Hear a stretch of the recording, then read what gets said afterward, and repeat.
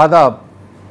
एक और special programme पेश खिदमत है और आज हम बात करेंगे एक बहुत ही संगीन इंसानी मसले की, यानी हमारी जेलों में जो कैदी हैं या ख़ुद जेलों की जो हालत है उनके सुधार का कोई इम्कान है या सिर्फ गुफ्तगू बराए गुफ्तगू ही जारी रहेगी।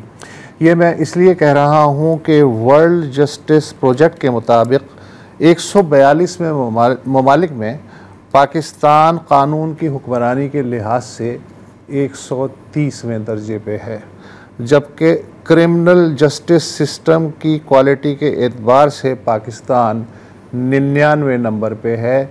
ये कोई बहुत पुराने आदाद शुमार नहीं है, ये 2023 के ये फिगर हैं। खुशकिस्मती की बात यह है कि जो मौजूदा चीफ जस्टिस ऑफ पाकिस्तान हैं याहिया आफरीदी साहब, उन्होंने जदीद दुनिया के हम कदम जेल इस्लाहात की कौमी पॉलिसी में सरगर्म किरदार अदा करने का इंदिया दिया है। याहिया आफरीदी के बकौल 127 जेलों में इस वक्त 66,625 कैदी रखने की गुंजाइश है, मगर वहाँ 1,10,000 के लगभग कैदी ठूंसे गए हैं। पंजाब का हाल बुरा है, वहाँ जेलों में 36,000 कैदियों की गुंजाइश है, मगर वहाँ 68,000 कैदी इस वक्त जेलों में मौजूद हैं। इनमें से आधे से भी ज़ायद यानी 36,128 अंडर ट्रायल हैं, यानी उन्हें बाकायदा सज़ाएँ भी नहीं हुई हैं, और उनमें छोटी मोटी चोरी या वारदात से लेकर संगीन जराइम तक के सभी कैदी शामिल हैं। ज़्यादातर 1 बरस से मुकदमा शुरू होने के मुंतज़िर हैं। चीफ जस्टिस की ख्वाहिश है कि जेल इस्लाहात का अमल भी सूबा पंजाब से शुरू होना चाहिए। ये सिर्फ़ एक सूबे का मसला नहीं, पूरे पाकिस्तान का मसला है और कॉलोनियल दौर से चला आ रहा है। कॉलोनियल दौर के जो हमें क़वाइद व ज़वाबित जहेज़ में मिले हैं और हमने उन्हें सीने से लगा रखा है, उनमें 1894 और 1900 का जेल एक्ट है, 1860 का पीनल कोड, 1898 का क्रिमिनल प्रोसीजर कोड। इसमें हमने कोई कॉस्मेटिक चेंजेस ज़रूर की होंगी, लेकिन जिसे कहते हैं जदीद दुनिया के ये तकाज़ों के मुताबिक इस्लाहात, उसके मामले में मेरा ख़्याल है कि हम 0/0 चल रहे हैं। इस संगीन मसले पे गुफ्तगू के लिए हमने बहुत ही तजर्बेकार एक पैनल जो है उसे दावत दी है। सुहेल अमानविल एडवोकेट कैदियों के हक़ के सफ़े अव्वल के मुतहर्रिक वकील हैं। जस्टिस प्रोजेक्ट पाकिस्तान से उनका ताल्लुक़ है।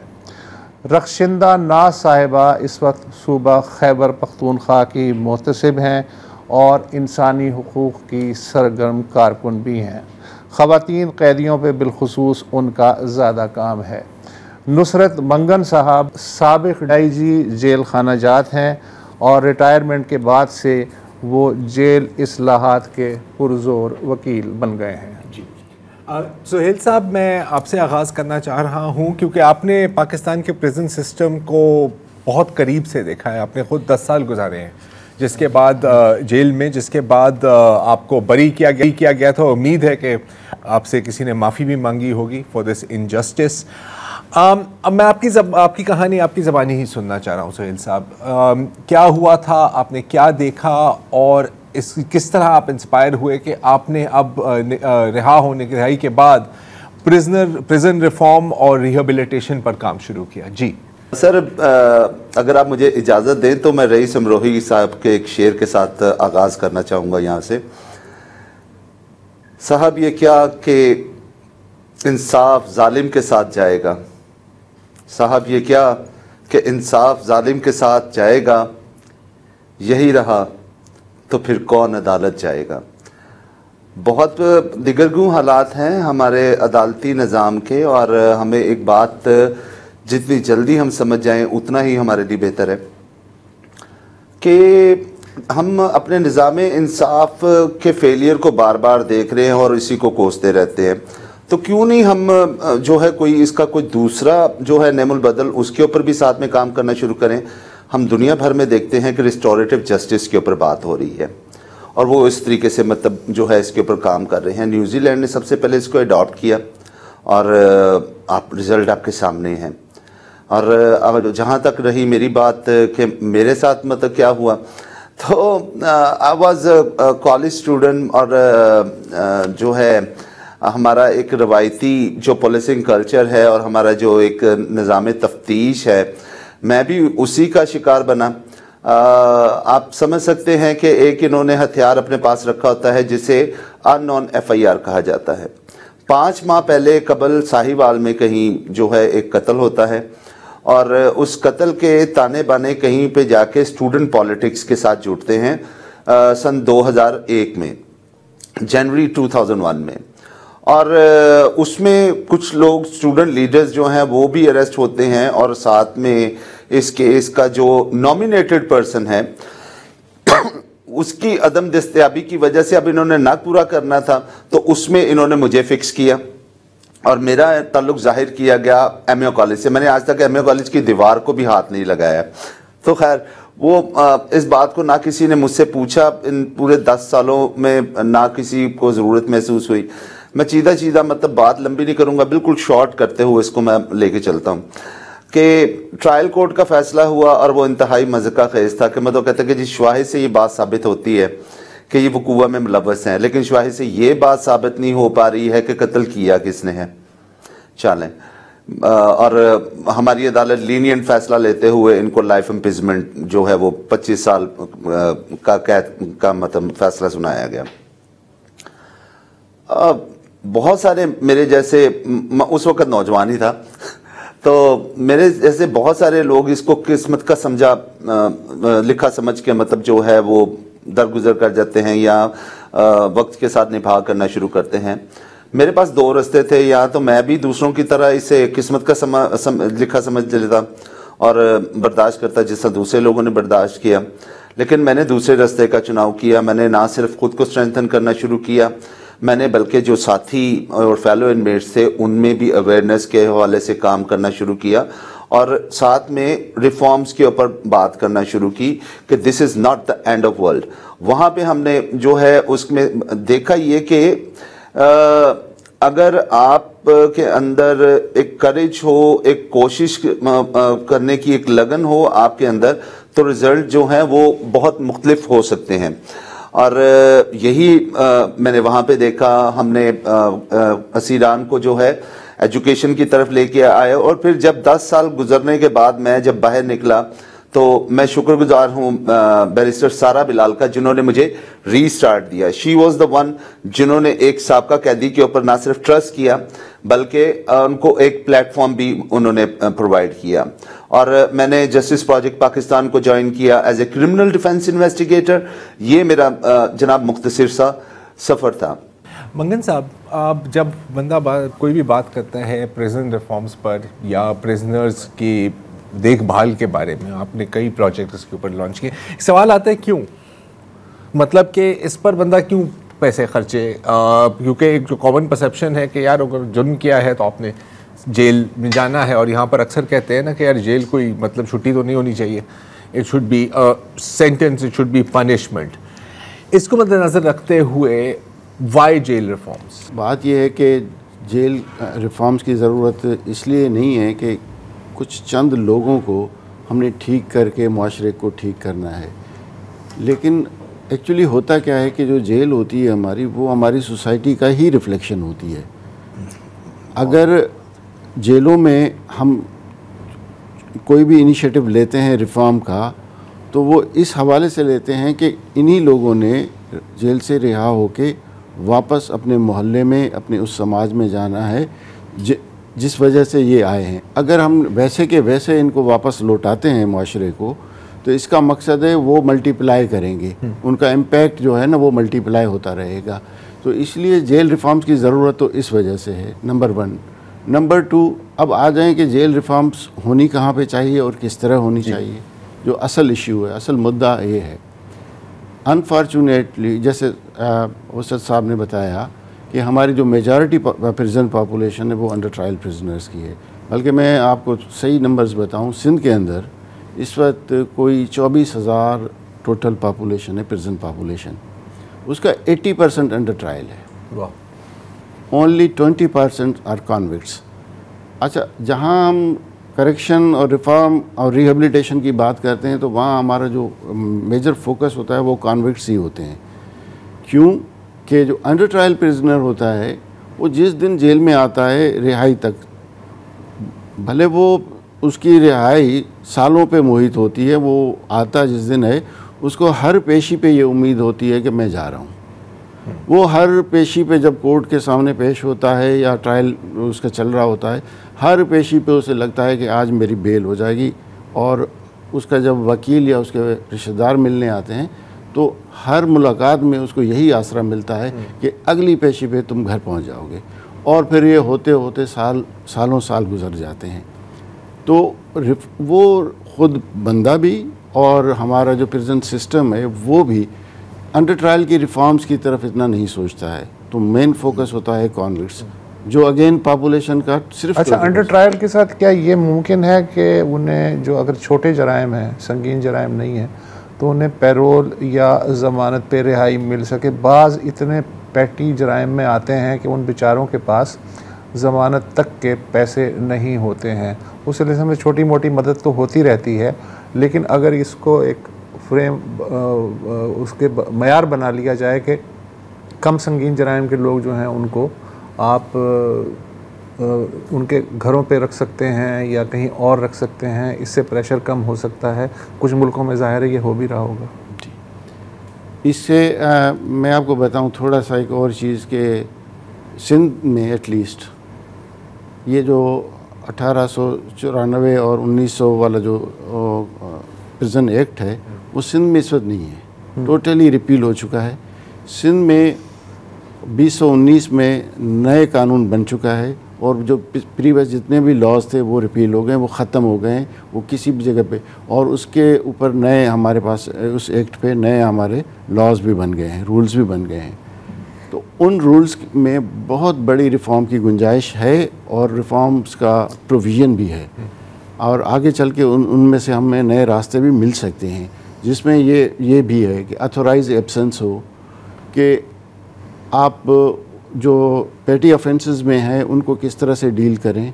अच्छा, सवाल ये पैदा होता है कि हमारे यहाँ मसला ये है कि हर एफआईआर का मकसद होता है अरेस्ट, और अरेस्ट के बाद हर बंदे को जेल पहुँचाया जाना, और जेल पहुँचने के बाद वो उसी टनल से गुज़रता है जिसमें से एक मर्डरर भी उसी टनल से गुज़रता है और एक जेब कतरा भी उसी टनल से हम गुज़ारते हैं।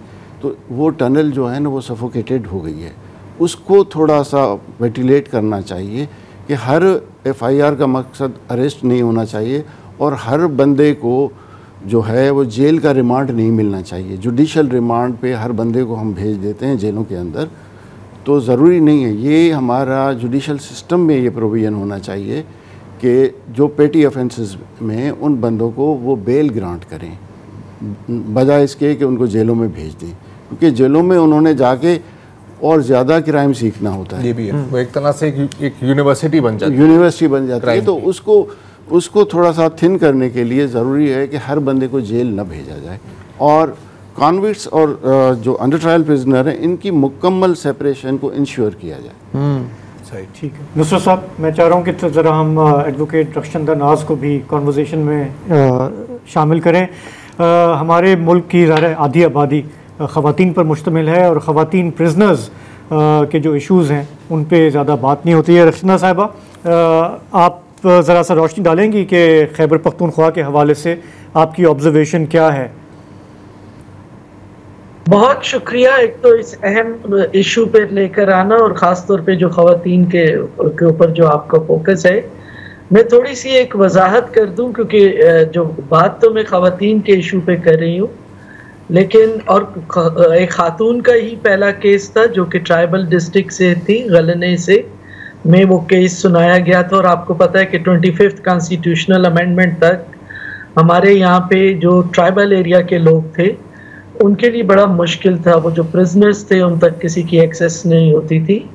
तो मेरा ना सिर्फ जो मैंने 91 में जो मेरा पहला केस था उससे लेके 2018 में मेरा आखिरी केस था प्रिजन का, क्योंकि फिर 2019 में मैं ओम्बड्स पर्सन अपॉइंट हुई और अभी भी मैं इनडायरेक्टली काम कर रही हूँ। लेकिन ये जो केसेस का मेरा फोकस रहा वो एक तो वुमेन थी, जुवेनाइल,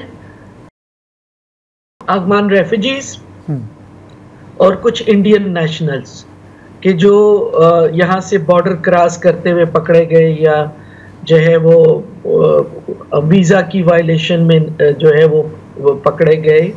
तो मेरे लिए जो मेरा दायरा कार था वो ह्यूमन राइट ग्राउंड पे everyone, not only the women, juvenile, refugees and people from the neighbouring country. देखिए, जब हम बात करते हैं ना, ये पूरा जो फ्रेमवर्क है हमारा प्रिजन्स का, ये बिल्कुल आपने इंट्रो में सही कहा कि या तो लॉ जो है वो हमारे आपके ह्यूमन राइट स्टैंडर्ड के मुताबिक नहीं है, और प्रिजन की कंडीशन तो अगर आप पख्तूनख्वा में देखें कि हमने वो टाइम भी देखा है कि इतनी ओवरलोडेड हमारी प्रिजन्स थी कि जिसमें जो प्रिजनर्स हैं वो बारी पे सोते थे कि अच्छा इतनी देर में आप सो लो, फिर उसके बाद क्योंकि जब आपके पास इतनी स्पेस ना हो कि लोग अपनी एक नींद रात की ले सके, तो प्रिजन्स का ओवर क्राउडेड होना का आप अंदाज़ा कर सकते हैं। वेमेन का जो मेजर इशू है, जैसे फॉर एग्जांपल मैंने ट्राइबल एरिया के जिक्र किया कि मेरा जो पहला केस था शमा परवीन का, और फिर PLD का हिस्सा भी बना और मेरी एक्टिविज्म की वजह भी बना कि शमा परवीन एक इनसेन खातून थी और वो पकड़ी जाती है गलने, ये मोहम्मद डिस्ट्रिक्ट जो पहले मोहम्मद एजेंसी कहलाता था, उसमें वहाँ पे उसको अडल्ट्री में, यानी सिंगल खातून है, अनमैरिड है, इनसेन है, लेकिन उसके ऊपर हदूद ऑर्डिनेंसेस के तहत ना सिर्फ उसके ऊपर अडल्ट्री के चार्जेस लगते हैं बल्कि उसको पेशावर प्रिजन भेज दिया जाता है, क्योंकि उस वक़्त ट्राइबल डिस्ट्रिक्ट में ख़वातीन की प्रिजन नहीं थी। इसी तरह चतराल में एक खातून सकीना बीबी का, जिनका मैंने केस किया, चतराल में प्रिजन ना होने की वजह से उस वक्त उसको एक लॉकअप में रखा गया था, और लॉकअप भी वो था कि जिसके सामने मेन टॉयलेट थे और वो एक सिंगल खातून उसके में प्रिजन में थी। तो एक तो हमारे लॉज का तो मैं थोड़ी सी इंडिकेशन करूंगी, लेकिन ये जो प्रिजन का इंफ्रास्ट्रक्चर है वो औरतों के लिए एक तरह से किलर है। कैदियों के हुकूक पर हमारी गुफ्तगू जारी है, एक छोटा सा ब्रेक ले लेते हैं।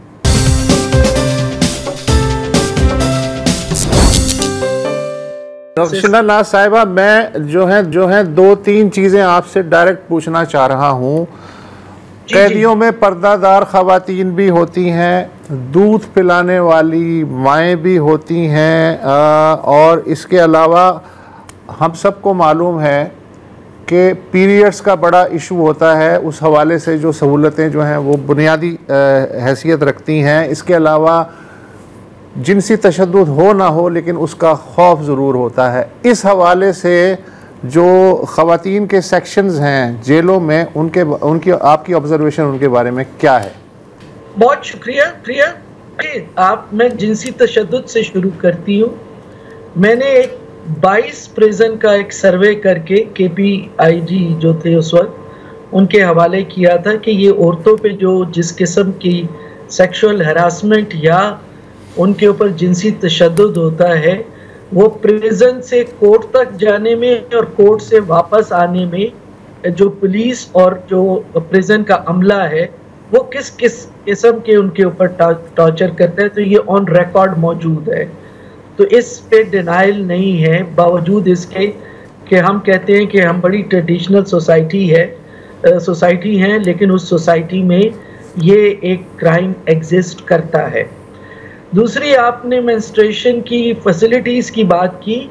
यहाँ पे तो आपकी प्रिजन्स में प्रॉपर टॉयलेट नहीं है, और फिर आपकी प्रिजन्स का बजट इतना कम है कि ख़वातीन के लिए उसमें जिनके साथ बच्चे हैं, क्योंकि आपके यहाँ पे एक बड़ी तादाद में ख़वातीन ड्रग कैरियर्स में भी आती हैं यहाँ पे ख़वातीन वो भी आती हैं जो अपनी फैमिली के मर्दों के क्राइम अपने ज़िम्मे ले लेती हैं और फिर उनको कोई पूछता नहीं और वो प्रिजन में होती हैं।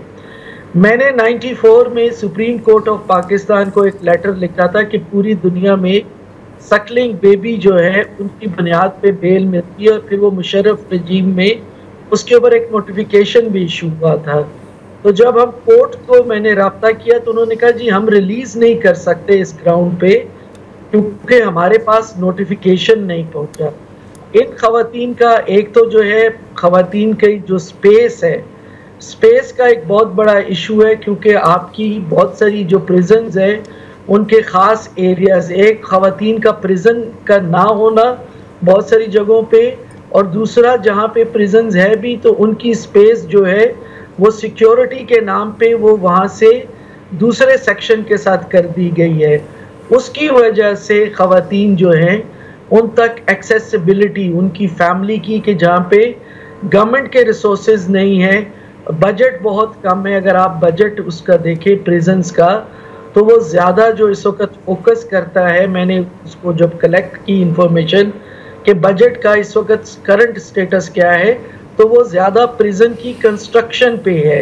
उनकी हेल्थ हाइजीन के जो इशू हैं, उनके फूड के इशू हैं, और जो उनके बच्चों के इश्यूज़ हैं उसके ऊपर, या उनकी जो डिग्निटी किट्स वगैरह अगर उनको अगर कुछ मिल सके यहाँ पे, क्योंकि फैमिलीज़ ने तो उनको अबैंडन कर दिया है, तो उसमें अगर आप बजट देखें तो वो आपको 0% में नज़र आएगा।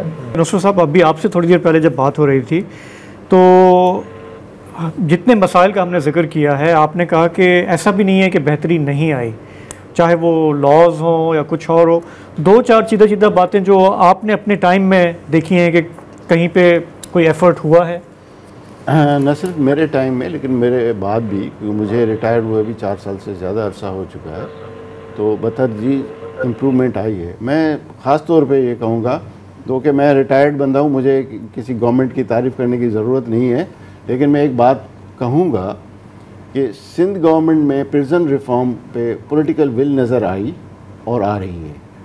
उसकी वजह कुछ और भी है, क्योंकि शायद वो आप बेहतर जानते हैं कि क्यों हुआ है, लेकिन सिंध में काफ़ी चीज़ें इम्प्रूव हुई हैं प्रिजन सिस्टम में। ख़ास तौर पे जैसे ख़वातीन के हवाले से हमारे ख़वातीन की 3 प्रिजन्स हैं, कराची में, हैदराबाद और सक्खर। न सिर्फ ये तीनों, ये है कि मैं तो ये कह सकता हूँ कि वुमेन प्रिजन कराची जो है वो एक हमारे किस्म आइडियल किस्म की प्रिजन है, जिसमें लिविंग से लेकर तमाम फैसिलिटीज़ अवेलेबल हैं। यानी वो औरतें चरपाई, उनको चरपाइयाँ दी हुई हैं, चरपाइयों पे सोती हैं, और जहाँ सैनिटरी पैड वो उनको अवेलेबल हैं। नर्सिंग मदर के लिए स्पेशल डाइट है, बेबीज़ के लिए दूध वगैरह, मतलब जो भी फैसिलिटीज़ उनको दी जा सकती हैं मॉडर्न उसमें सिस्टम में, वो सब उनको अवेलेबल है। उनकी पॉपुलेशन भी बहुत कम है, उस पर कोई इतना बजटरी इशू भी नहीं है। वो हमारी टोटल प्रेजेंट पॉपुलेशन का कोई 2-3% बनते हैं, तो इसलिए उनको फैसिलिटेट करने से गवर्नमेंट का कुछ जाता भी नहीं है इतना बड़ा, लेकिन वहाँ पे काम हुआ है।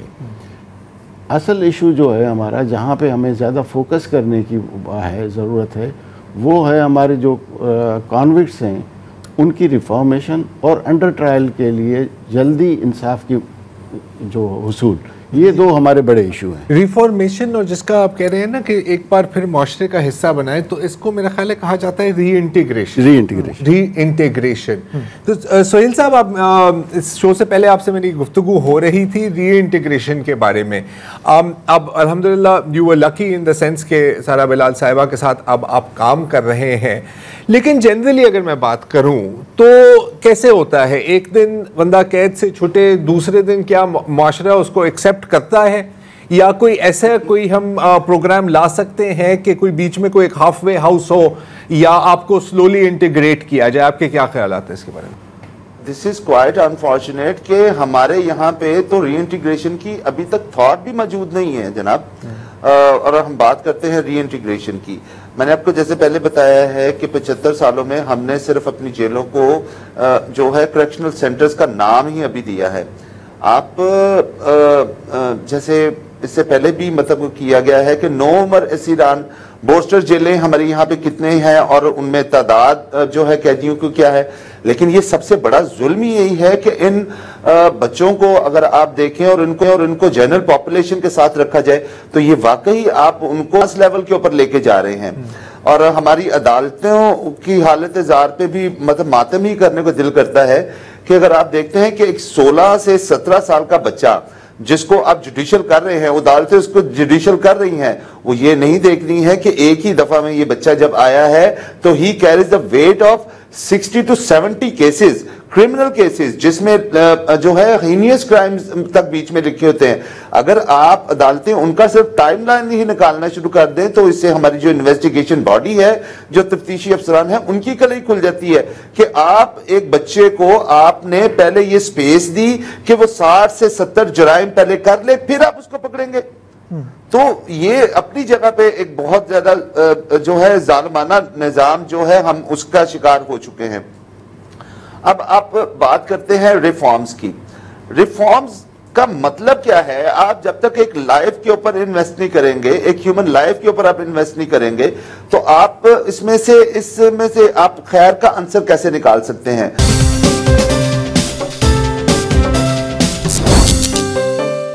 रिफॉर्म की बात कर रहे हैं तो मैंने आपके इसमें देखा कि हीलिंग सेंटर्स कुछ बनाए गए थे या उन पे काम हुआ था, अगर थोड़ा उस पर रोशनी डाल सकें। सर हीलिंग सेंटर मैंने जो कुछ बाहर जो ऑब्जर्व किया, मतलब हाउस ऑफ एक्सॉर्डस है, हाफवे होम है, और इसी तरीके से मतलब वो जो है एक कैदी के हाँ होने से 6 महीने पहले उसके ऊपर काम कर दिया जाता है, जिसमें सिविल सोसाइटी भी जो है उतनी ही बराबर की बीच में शामिल होती है। और यूजुअली जो हमारे री इंटीग्रेशन जितना भी सिस्टम है बाहर के ममालिक में वो गवर्नमेंट फंडेड होता है, वो लोगों के ऊपर इन्वेस्ट करते हैं।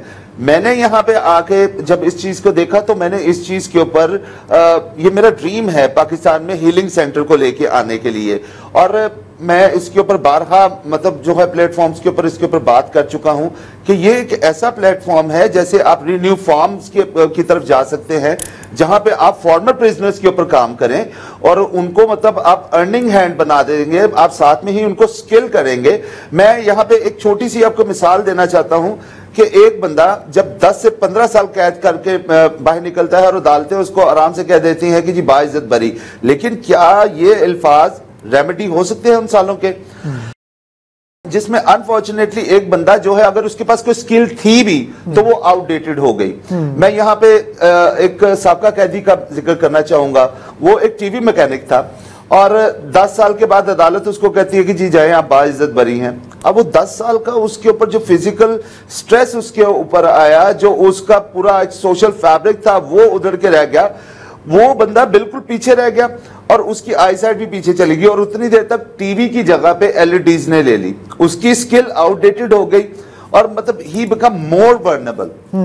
ठीक है, तो हमें इन चीजों के ऊपर काम हमारी जेलों में अगर आप इसके ऊपर गौर करें तो यहाँ पे क्या सिखाया जाता है जी कलीन बानी, वहां पे क्या सिखाई जाती है आपको नवार बनाना। ये मैं समझता हूं कि ये स्किल्स बाहर जाके एक कैदी के कैसे काम आ सकती हैं। सही बात। नुसरत मंगन साहब, मैं आपसे एक एक्ट के बारे में पूछना चाह रहा हूं, torture and custodial death prevention and punishment act November 2022 में एक्ट ऑफ पार्लियामेंट बना और तब से नाफिज है। उसके तहत टॉर्चर, ज़ेर हिरासत मौत और ज़ेर हिरासत रेप वो जुर्म हैं जिनमें ज़्यादा से ज़्यादा सज़ाए मौत और 1 लाख रुपए जुर्माने तक दिया जा सकता है। इस एक्ट के तहत टॉर्चर के ज़रिए सबूत नहीं उगलवाए जा सकते। इसके बाद से कोई तब्दीली आई? देखिए, मैं वैसे सब हुआ ये है कि ये जो एक्ट है ये तो दोनों जगह पे है, प्रिजन्स के अंदर भी और हमारे थाना में भी। कोई इतनी विजिबल तब्दीली नहीं आई है। वो ऑन ग्राउंड जो फैक्ट ये है कि इतनी विजिबल तब्दीली नहीं आई है। इसके अलावा जब तक हम चीज़ों को थोड़ा सा ओपन नहीं करेंगे, हमारे यहाँ राइट टू इंफॉर्मेशन का जो एक्ट है 19A, उसकी इम्प्लीमेंटेशन की लेटर एंड स्पिरिट ज़रूरत है कि उसको आप इम्प्लीमेंट करें और ये थाना कल्चर पे भी करें, आप हमारी जेलों में भी करें, ताकि जो इंफॉर्मेशन है वो प्रोएक्टिवली डिस्क्लोजर हो उसकी। आपकी तरफ से ये बात आना एक बहुत ज़बरदस्त बात है। सही बात है, क्योंकि हम तो देखते हैं कि सरकार हो, सियासतदान हो, वो इंफॉर्मेशन को यूं पकड़ते हैं। तो आपने इतना लंबा अरसा सर्व किया है, यू अंडरस्टैंड कि इसकी अहमियत क्यों है। चीज़ें जब तक ओपन नहीं होंगी तो एड्रेस कैसे होंगी? बिल्कुल सही। जब तक हम अपने जेलों को, अपने थानों को क्लोज़ रखेंगे तो उसके अंदर क्या होता है अवाम उन्नास को पता नहीं चलेगा। इसके लिए ज़रूरत है कि हम कुछ खिड़कियां खोलें। और एक तो ये, दूसरा ये है कि जो हमारे जो सोशल सेक्टर है या सोशल वर्कर है, या जैसे वुमेन डेवलपमेंट डिपार्टमेंट है, सोशल वेलफेयर डिपार्टमेंट है, इनकी भी आउटरीच को हम बढ़ाएं। वो थानों पे देखें ना, वो दफ्तरों में बाबू बन के ना बैठे, वो जो उनका असल काम है वो फील्ड में जाएं। और उनकी फील्ड में थाने भी आते हैं, दारुल अमान भी आता है, हमारा रिमांड होम भी आता है, जुवेनाइल जो सेंटर्स हैं वो भी आते हैं। और फिर यह है कि इंफॉर्मेशन को जितना जल्दी और मुमकिन हद तक डिस्क्लोज करें, कम छुपा के ना रखें। रक्षिंदा नाज साहिबा से एक बात पूछना इसमें। रक्षिंदा साहिबा, जो एक अफसर होता है जिसको कहते हैं प्रोबेशन ऑफिसर, जो कैदियों की और हिरासती मरकज़ की जो सहूलतें हैं, अपकीप है, उसका ज़िम्मेदार होता है। पंजाब का फिगर तो मेरे पास है कि सबसे बड़ा सूबा और सबसे ज़्यादा जेलें और सबसे ज़्यादा कैदी होने के बावजूद वहाँ सिर्फ 79 प्रोबेशन ऑफिसर हैं, यानी एवरेज ये है हर 500 कैदी पे एक, जबकि इंटरनेशनल स्टैंडर्ड है कि हर 50 कैदियों पे एक प्रोबेशन ऑफिसर होना चाहिए जो उनकी आवाज़ सुने और उनके लिए काम करे। ये कितना गैर अहम या अहम ओहदा है कि जिस पे अब तक तवज्जो नहीं दी गई, और खैबर पख्तूनख्वा के तनाजुर में आप क्या कहेंगी? देखिए, ये बहुत अहम है क्योंकि हमारे प्रेजेंस के अंदर जो बर्डन है ये उसको रिड्यूस करने में इनका एक बहुत रोल है। हमने यहाँ पे एक मूव की थी एप्लीकेशन कि हमारे पास इतनी ख़वातीन है, जैसे आपने पहले जिक्र किया कि पेटी इश्यूज़ में अगर उनको पैरोल पे जो है वो रिलीज़ कर दिया जाए तो उस पे आपका बर्डन भी कम होगा और उनको सोसाइटी में आप रीइंटीग्रेट भी कर सकेंगे। मैं आपको बताऊं कि 22 की डिमांड में सिर्फ 2 ख़वातीन प्रोबेशन ऑफिसर्स को उस वक़्त अपॉइंट किया गया।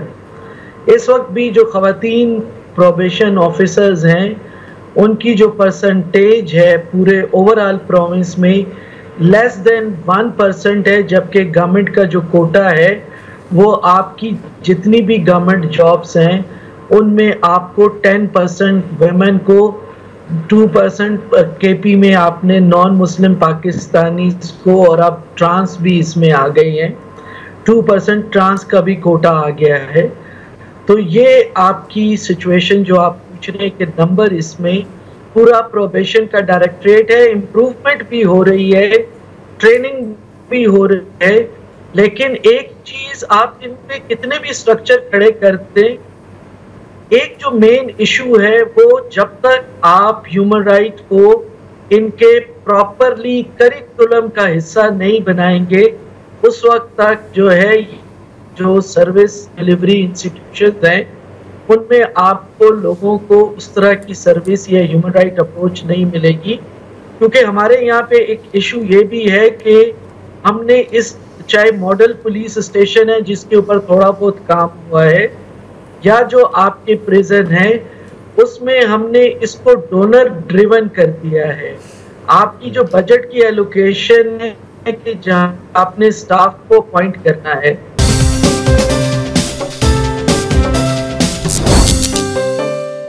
नुसरत साहब, वक्त कम है, मैं आपसे ये पूछना चाह रहा हूँ, आपके दौर में भी और आपके बाद भी मैं कई प्रोग्राम्स देखे हैं सिंध की जेलों में, और बिलखसूस मुझे याद है वो प्रिजनर आर्ट का एक बहुत बड़ा इनफैक्ट एक एग्जीबिशन भी हुई थी, और मेरे पास भी कुछ आर्ट पड़ा हुआ है घर पे, वो बहुत खूबसूरत उन दीवार पे लगाया हुआ है।